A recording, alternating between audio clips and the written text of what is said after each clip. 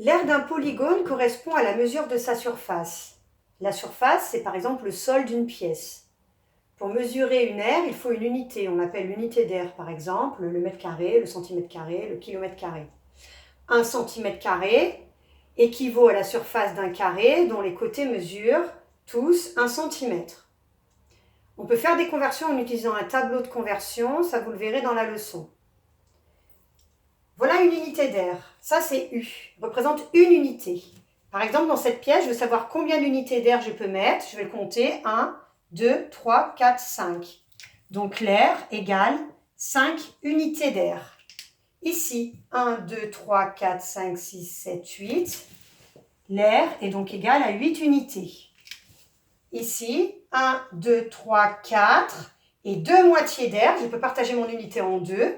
2 moitiés de l'unité d'air. Donc ici, l'air est égal à 1, 2, 3, 4, 5. 5 unités. Pour calculer l'aire d'un carré ou de rectangle, on peut utiliser des formules.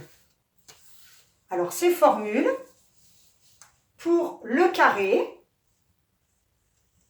ça c'est un côté, tous les côtés sont égaux dans le carré. La formule d'une unité d'aire, c'est R égale côté fois côté.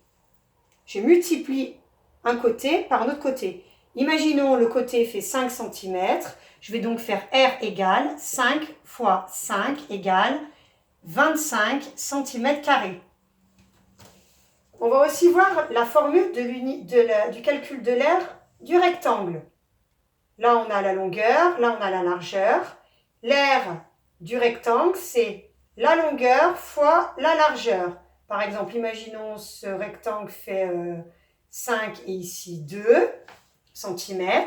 L'aire est donc égale à 5 fois 2 égale 10 cm². On n'oublie jamais de noter l'unité.